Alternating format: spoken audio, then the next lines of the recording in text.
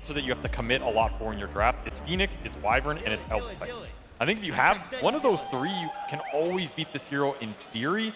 I think Phoenix is generally on the weaker of those three, though. We saw the I was going to say, I feel like Wyvern, Elder, Titan, those are big counters. Phoenix. Yeah, they can do a lot. Yeah. Phoenix, though, but you should not underestimate this matchup. It can be really bad for Meepo if the Phoenix has decent levels. Sunray and Fire Spirits both debilitate this hero pretty hard in the fight. They're decent versus the split and the Mega Meepo. However, we have seen JT just pop off with this hero throughout the tournament, and it's a very new patch. So if you knew a lot about Meepo before, which probably wasn't much, you know even less now.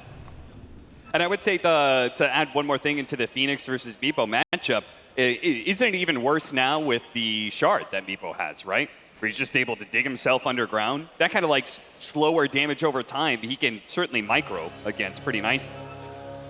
That's the big thing about this hero. You have to kind of be able to deal with him splitting you on the map, catching you, maybe going into the fight, split up, and then the Mega Meepo at some point. If you can't deal with both, the hero just kind of gets out of control, especially in the team fights.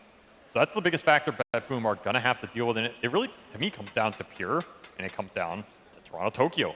Like, they have the Axe Call for the AoE lockdown, and they have the Phoenix to deal some of the damage.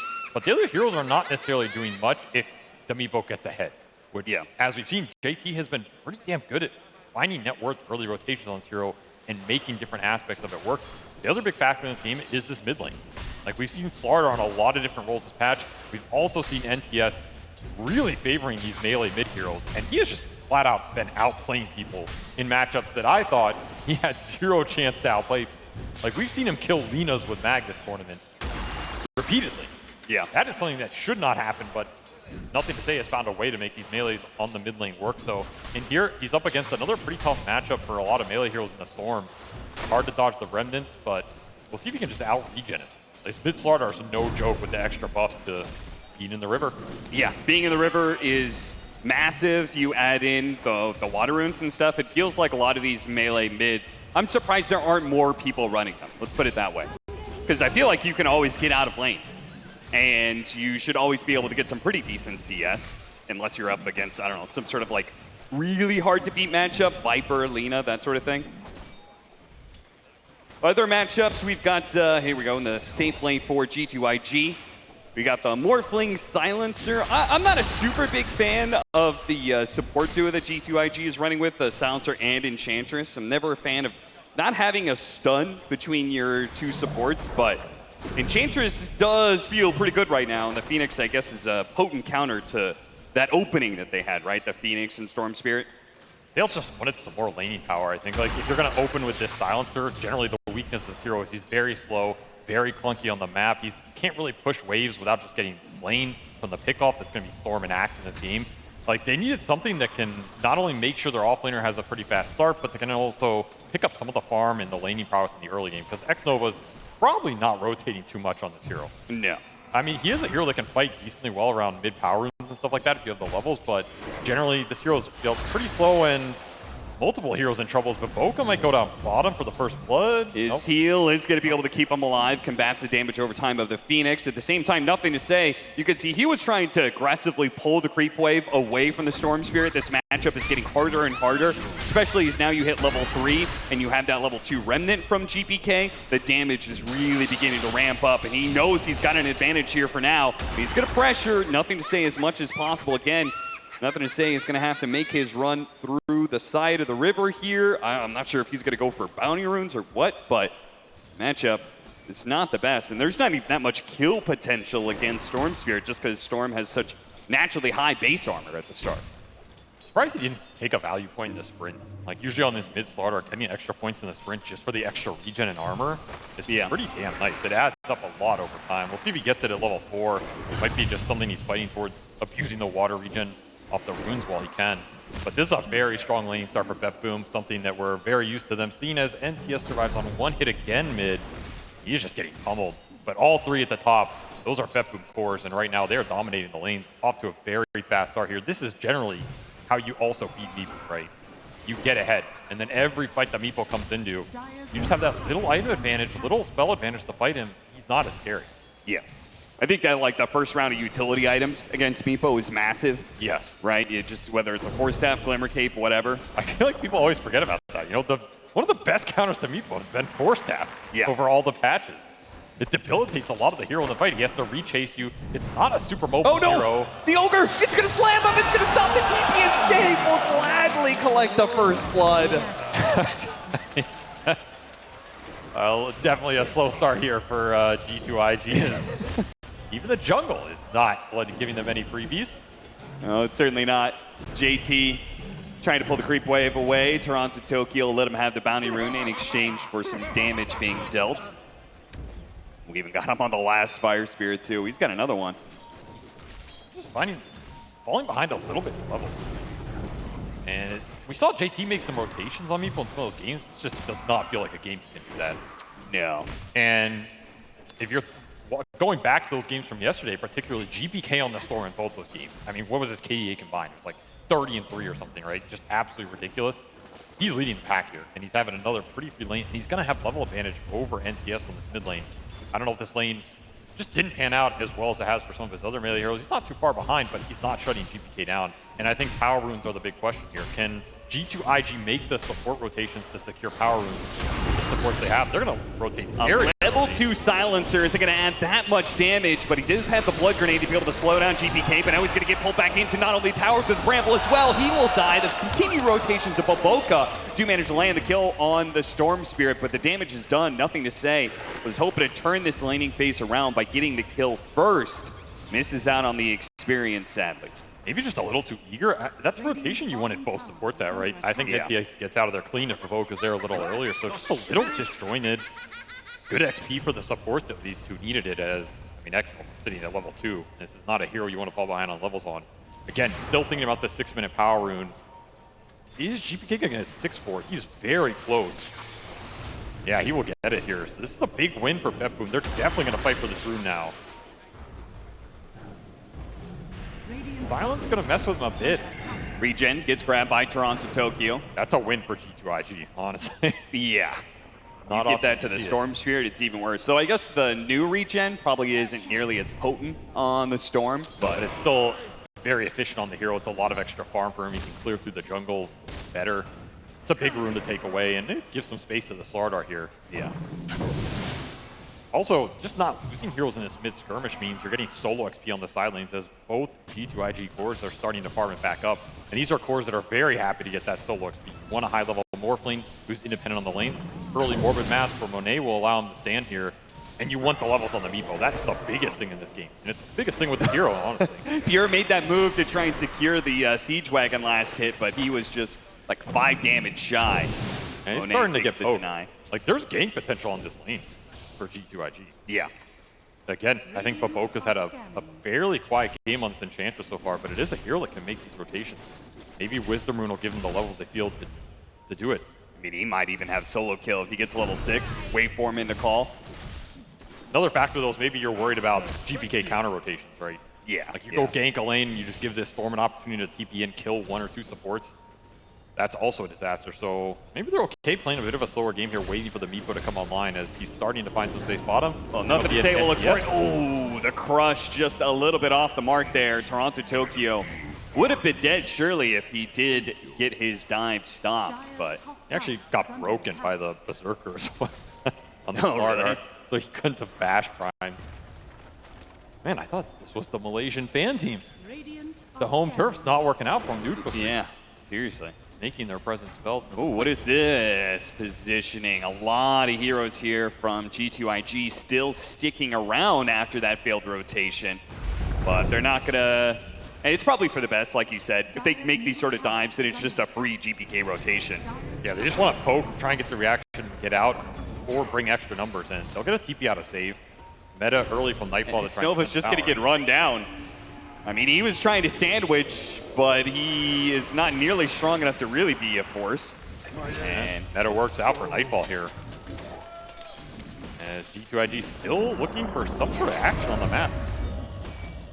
I mean, again, if JT's farming, maybe they're happy playing this farm game, especially with a Morphling who's been able to defend the tower top. Pure's not really been able to be too aggressive up here. Yeah, he's just decided to cut waves and try and get the extra bit of farm as quick as possible. The faster blink dagger he has, the more he can threaten Monet. I've been wanting this. I guess I'm only really worried about NTS here. Like, does he want to get involved in these skirmishes as BetBoom just bring the numbers bottom? Long jump over, going for JT. JT cannot get his meepo out in time. And this is the downside. If these little moves aren't working for you, if NTS isn't involved in the skirmishes, to me it just screams freedom for GK. Yeah. Like, he can just make any move he wants in this game, and there's no turnaround until you have maybe global silence online. And I feel like that's the exact winning formula for BetBoom for a long time is win lanes really hard, give GPK a free game where he can determine the tempo of the game, and then you've got the core players in the side lanes to lock it down when it comes to late game. Exactly. BetBoom team has 2 carries. They're both happy to farm while GPK makes some moves. In fact, it's just going to be Midas for Nightfall, and it's going to be out pretty damn fast here. So he's just gearing up to get that like 4 or 5 slot timing with a second Aegis and just be a monster. And I don't blame him. He's been pretty uncontested, right? 2-0. There's not a lot of pressure in his lane. Why not? Immediate crush timing. Well played there, but is it enough for Nothing to Say to get out entirely? They're going to keep diving. GPK has a little bit more mana to work with, and it's just enough to get the kill. Now, he has no resources running away from this tower, but there's no punish from G2.iG. A little slow on the rotation. Yeah, JT coming in wants to find something, but again, too late to the party here. As even Baboka rotates over, but NTS is gone. A lot of damage in the tank between these 3 heroes. Earn charges for save as well. That's going to be really nice. And it didn't even cost GPK too much mana. I like the one little thing about this combination, these 2 supports. Combo pretty nicely with the Storm Spirit. Sometimes it's hard for supports to have an impact when Storm jumps so far forward, but in that case, we saw Bedlam was put onto the Storm Spirit preemptively, and then Phoenix can always dive and keep up in a way. If you're going to end up with backline support damage dealers, I mean, you want a mid-initiator, and it feels like Storm is just one of the best right now. Teams are figuring out. The Florida are certainly not matching this kind of firepower as he gets caught again. Missed the crush this time around. GPK able to dive out of it, but either way, it feels like he was doomed from the get-go. And this is what I was saying, like, you're just giving such a free game to GPK right now because there's no pressure anywhere on the map. You're conceding a lot of time, a lot of space to bank on the fact that the Meepo and the Morphling are going to come back at a certain point. It's a dangerous team to give that type of room to. Like, BetBoom are not a team that's necessarily going to sit back and just let you farm and even it out for the next 10 minutes. And nobody else on the BetBoom side is having a bad game to, provide some sort of counter. Yeah, they're all cruising right now. It's going to be a full Vessel for save on the menu, and I would not be surprised to see Toronto Tokyo just go for some sort of scaling on the Phoenix. Even a Shiva's on him could be interesting.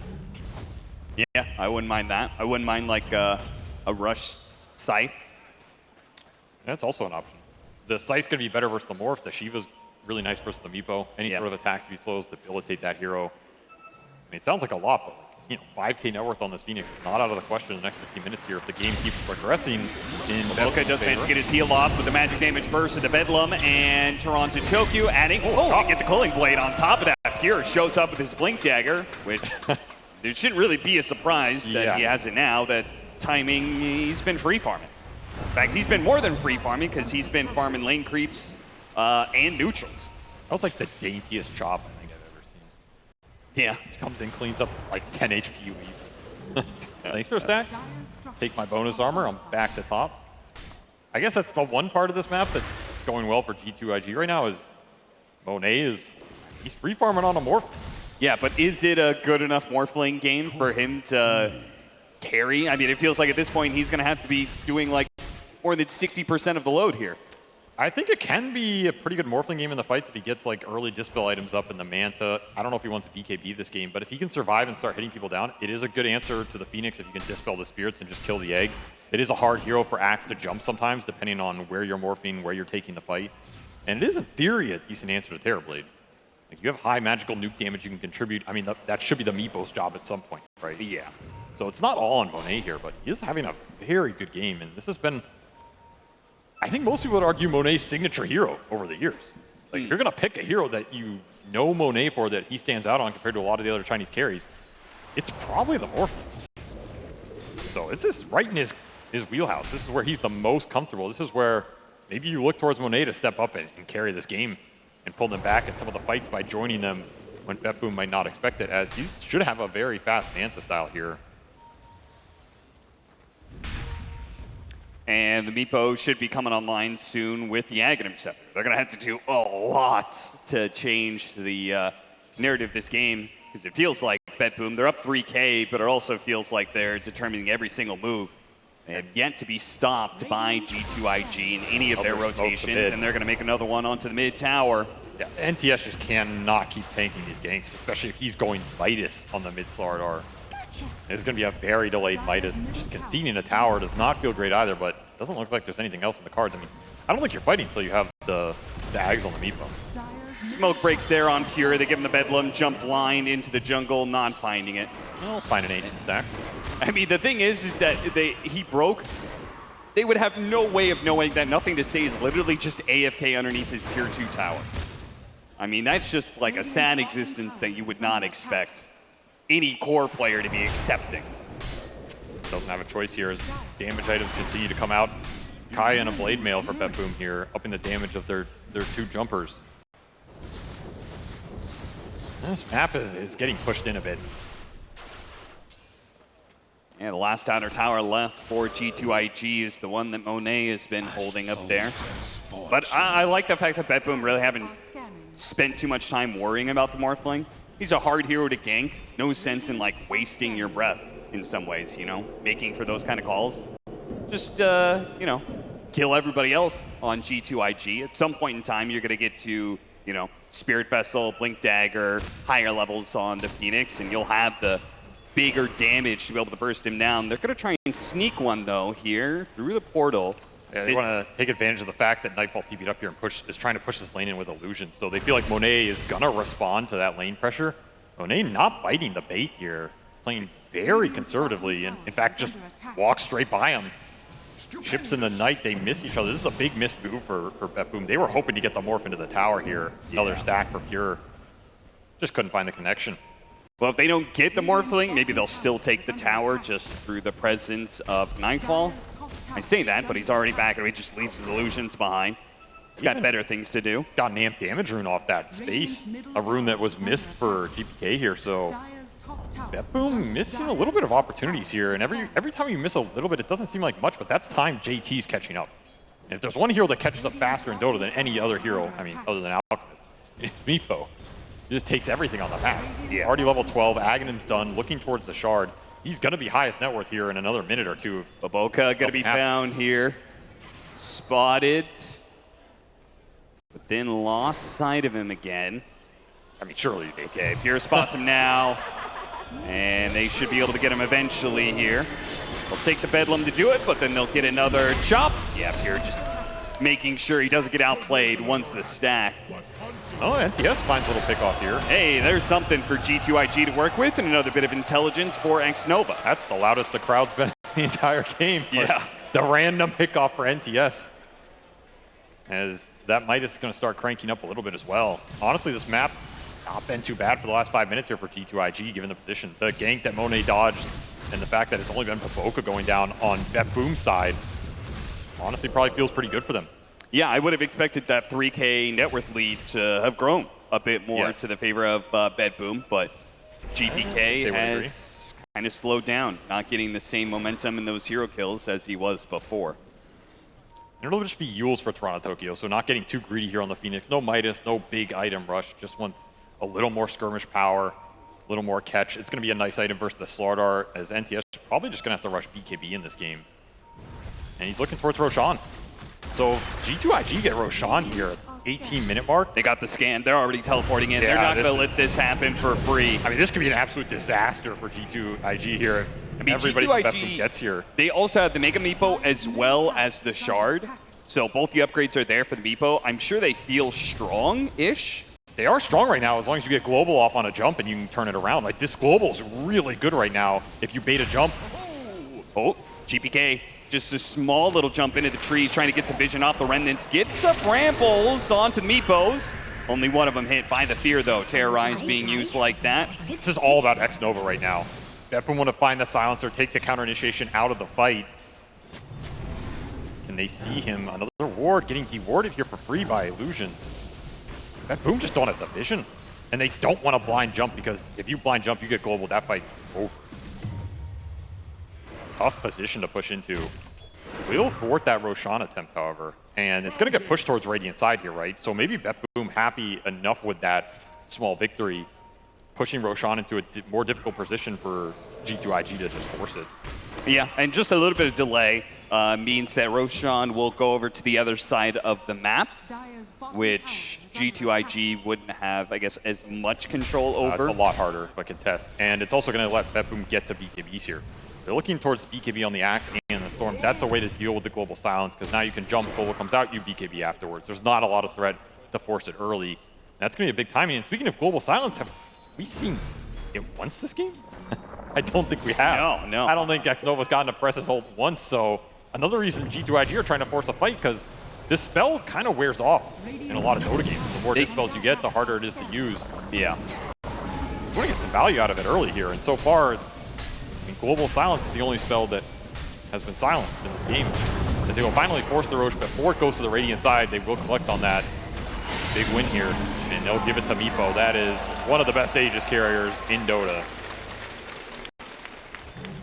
BetBoom, seemingly just a level of confidence that their timing with the BKBs is going to be good enough. They don't have to contest this Roshan. Wow, look at this flank bottom, JT. He is real Meepo down here, or the main Meepo. Blink just purchased, so it's not on the main Meepo, but he's going to find BetBoom here. This could be very good for G2.iG. Yeah, it should be a 3 pickoff. Catches only the Dark Willow there. Certainly would have been nice to be able to get the Axe as well, but Save will be the victim of another intelligence steal for the Silencer and another kill for G2.iG. Third of the game, 8-3. BetBoom still holding that 4,000 net worth lead, but it's about time for G2.iG to start getting aggressive. They have that Aegis on the Meepo. They are hitting some of their timings. Yeah, Blink Dagger for JT's big one. He's going to solo the Tormentor here as well. Just getting a lot of value out of Meepo on the map right now. This is where the efficiency of that hero can sometimes just propel you ahead on these static maps. See who the shard goes to. Sure, NTS wouldn't mind getting it, but it'll go to Xnova. Not the shard they wanted here, but the one you'll take. Well, a little bit more intelligence steal. Oh, if you start getting the in-steals, it does feel nice.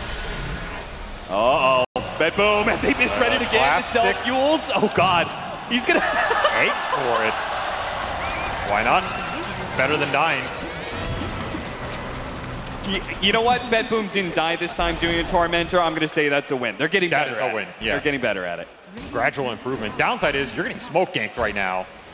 Yeah, they don't know it, but they're going into a BetBoom team that does not have Supernova. Not a great way to respond to this gank.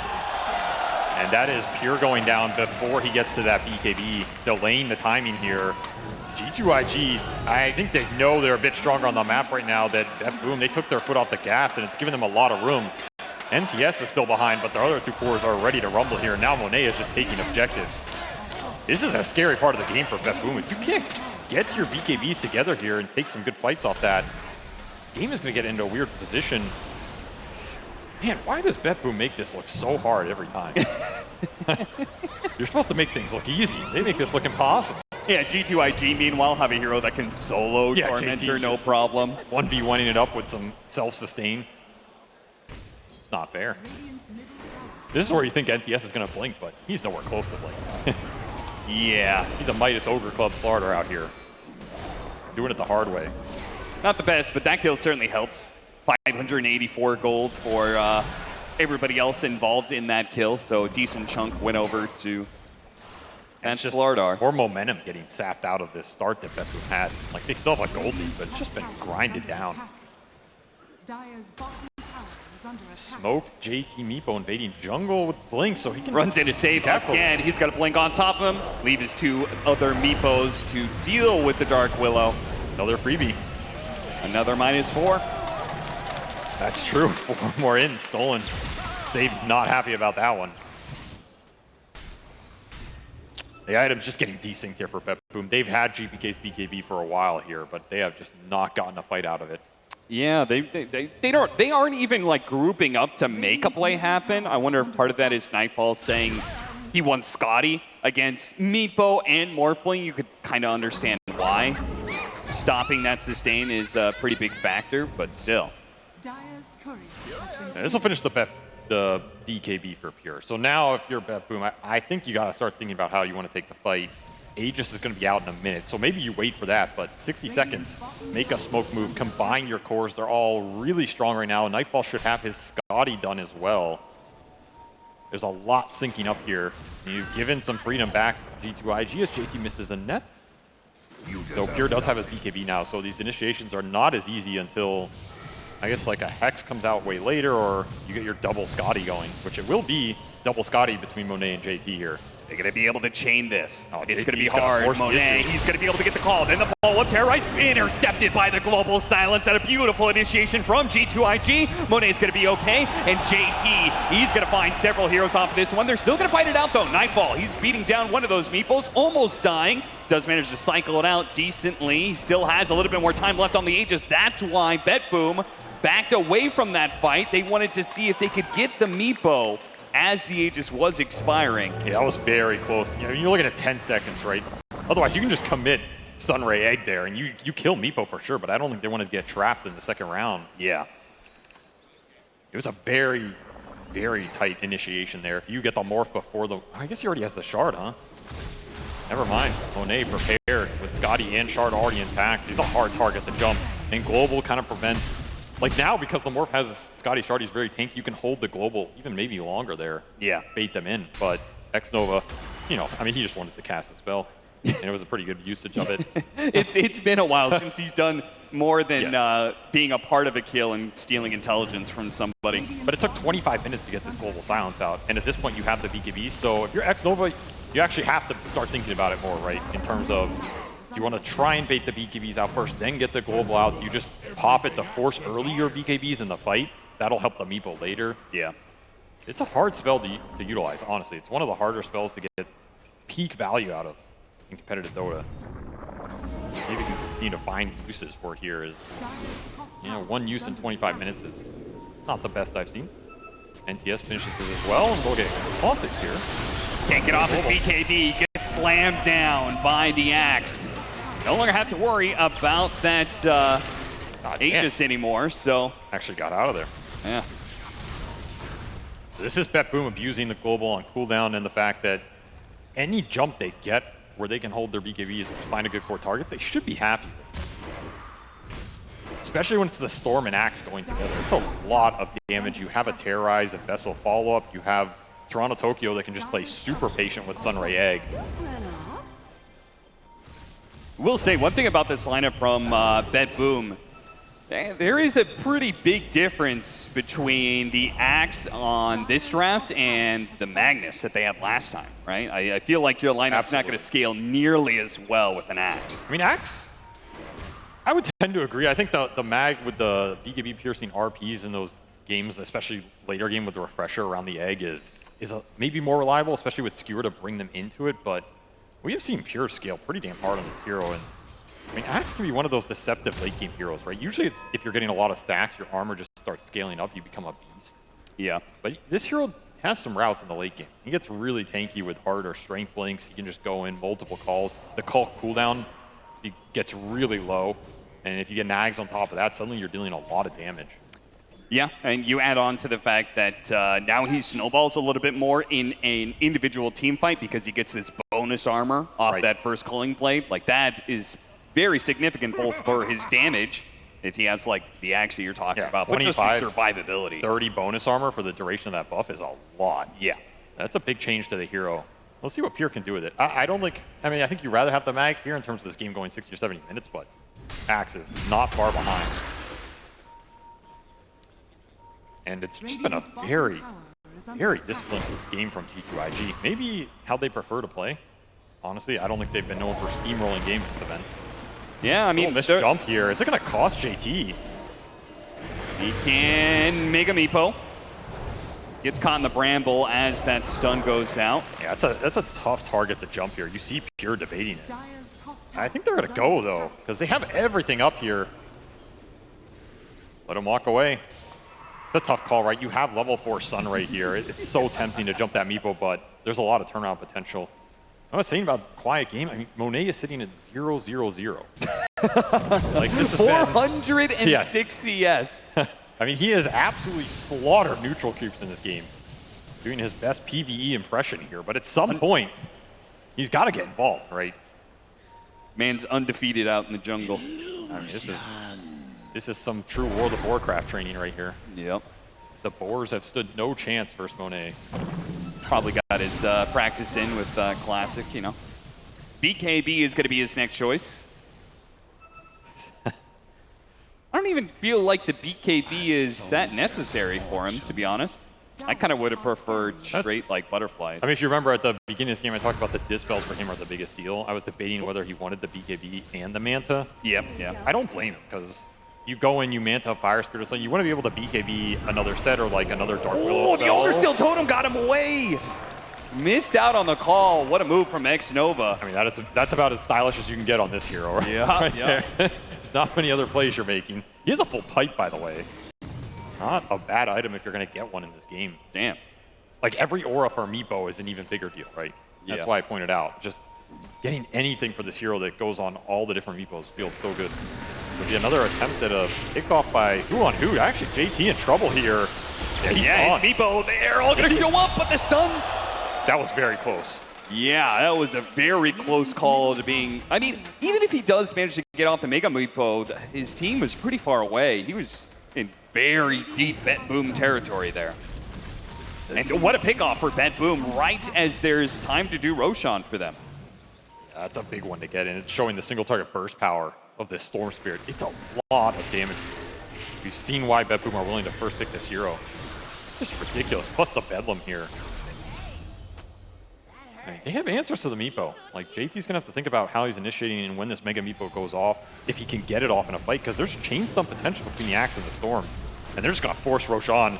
No Meepo for this fight. He does have buyback if he wants to commit it, but he can't really get here this easily. No, there's no tier 1 tower to get to, so G2.iG, they're gonna be playing this They do 4 versus 5 for the most part. They have an amp damage rune on Monet, so if you're missing a core, this is one way to make up for it. He's gonna buy back now. They already got the initiation onto the silencer. No global silence in this fight. No buyback for X-Nova. That is a costly misstep here, and it's JT trying to go through the gate. That's how he's gonna get to this fight, but they're gonna see it coming. Yeah, and he's gonna be going straight into an Axe that... It's gonna have to be the jump from NTS. This Butterfly Rise for Nightfall. Monet is gonna have to make use of this amp damage. And they're gonna take it. Manage to get the immediate Not flash. time. First they're gonna pull it. Can they do manage to get the storms here right away, but can they get away from the supernova? They're jumping into the stun, and it's looking nasty. Monet is already low. Here goes to the top and does manage to get him JT. Now he's gonna have to clean up this fight for himself. There's just no chance this people can stand toe-to-toe against Nightfall. He'll collect 1 or 2 kills, maybe. Digs himself into the ground. Thunder goes out, and immediately the call follow-up from Kira's there. Disastrous buyback here from G2.iG as they commit a little too late on that pit. The crush was not in time. Nightfall takes everything and more with a beautiful Sunder at the end of that. I mean, that amp damage was starting to shred, but there's just way too much for Monet to fight into here, especially with Pure getting multiple calls off for the entire fight. He just controls it beautifully. I feel like there's such a difference there in philosophy. Yeah, look at this 2-man call. And then he gets stunned at the end of it. Then there's another Bramble that he has to kite out of. Just not enough time to get another waveform off. Yeah. That's a 4,000 HP Morphling that does not get to play the fight outside of bursting GPK. And this combination right here is always going to be nasty. Sunder into Pure with the Culling Blade. Yeah, I mean, he didn't get the stack there. Maybe some saving grace for G2.iG, but he is more than happy about that, how that fight went in. Yeah, very costly for JT as he buys back, gets in there, doesn't really get anything out of the fight, and is still dead because that death timer is so damn long. Huge team fight win for BetBoom. That is a very, very important fight to win because if you get another Aegis on this Meepo, you're just going to run the whole map. I can't help but comparing the Roshan fight that went the way of G2.iG, right? It felt like BetBoom, that first Roshan fight, they tried to contest, didn't really work out, so they cut their losses. This situation, G2.iG, you know, they lose to Meepo, and they're just were not willing to cut their losses, just kind of all in to try and defend it. Now they are... I mean, it was a gamble. Like, if that crush lands, you get Aegis. You probably win that fight. There's a lot of damage coming out from Baboka. He has a full Hurricane Pike Midas. You have routes to victory in that engagement. It's a tough one, but I understood why they took it. I just can't help but thinking that, like, what are the chances you actually manage to pull that crush off at the perfect time, tough. You know? I mean, the other big thing that hurt him there was X-Nova dying. Yes. Like you do not want the silencer being the one getting jumped and dying for free. It was just a bad misstep from him. Yeah, way too his aggressive. positioning was very curious. And he had no buyback. Like, okay, if you make that play, you want to buy back global, you feel like that's good enough, fine. But he's a pipe carrier. He's their global counter initiation. You might be able to save Monet in that pit if you're alive. It's a very different story. So some small mistakes cost G2.iG around the pit, and now they're in a tough position because now you're going to have to play base defense. And it's just a question of how much does Nightfall want to force it. That was a very timely butterfly pickup for him as well. A very powerful item on the Terrorblade with how the new attack speed works, right? This is one of the best butterfly carriers in Dota. Just a nasty amount of damage coming out. Paladin Sword to give him some extra lifesteal here, and it'll be BKB. So this is Nightfall saying, I want to go high ground, right? Yeah. Buy a BKB, force the issue when they cannot deal with you. I don't know what kind of crazy team fight G2.iG needs to put together to actually kill Nightfall. Like, maybe they hold high ground, but how they get through the Aegis, and then he dies once, he's going to have the BKB for the second life. Toronto Tokyo still holding on to the banner, interestingly enough. Yeah, I noticed that. And he's going to use it for the push. This is, I think, one of the better cases for it. Just drop your creep that you want to push in with, and they caught the pulling Meepo. back the Meepo, Oh, he managed to dig underground. He's still going to come back to make a Meepo. He's going to be in trouble, and he chops that one down. Way too much single target burst. G2.iG, they were trying to get some sort of, like, setup there on the high ground, but JT just out in the open. I mean, again, another misstep, right? Like, why give BetBoom an opening like that? And it'll signal an easy high ground for Nightfall here as he'll get the glyph, and I don't think G2.iG want to fight into this without the Meepo.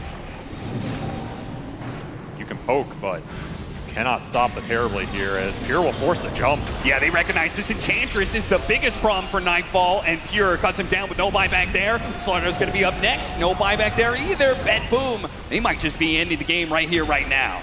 What could have been just one, maybe two lanes is turning into perhaps the game here as they catch Monet. Monet next with the Thunder. There's the call. Oh, these combinations working beautifully for BetBoom here. As Monet, he went from 0-0-0 to 1-2-0, and this game's just over. This game, it was very slow, very disciplined from G2.iG, but you got to pull something together.